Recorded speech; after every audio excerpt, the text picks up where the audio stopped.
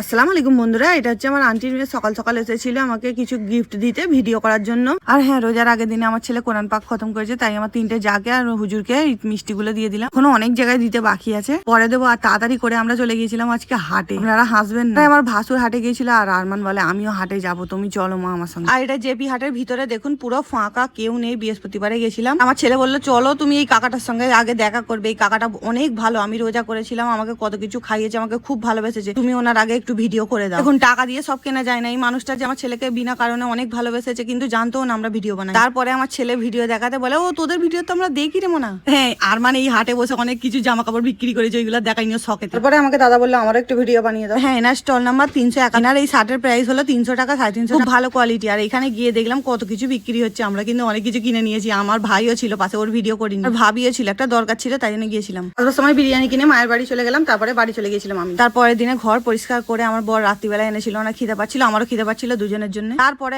আবারও ছেলেগুলো নানি বাড়ি ছিল, ওদের আনতে চলে গেলাম। সেই দিনে আমরা রাত্রে আনতে চলে গিয়েছিলাম, আর এইটা কিন্তু অন্য দিনের ব্লগ। তারপরে রাস্তায় দেখলাম ফারারি, ওয়াও। এখানে আমার কিডনি স্টোন অপারেশন হয়েছিলাম আগের বছরে, এই ইচাপুরে নবনীরে। আর এখানে তো কত বিয়ে বাড়ি হচ্ছিল আশেপাশে। আর মাদের জন্য আর আমার বড় ভাইদের জন্য মিষ্টি কিনে নিয়ে গেছিলাম। তারপরে আমার মা খেতে দিল কোরআন খতমের মিষ্টি। খেয়ে তাড়াতাড়ি করে আবারও বাড়ি চলে এলাম, 1:10 বাজে। এটা সন্ধ্যেবেলা আমার ছেলে বললো আমি নামাজ পড়বো, একাই নামাজ পড়ছিল। টাটা।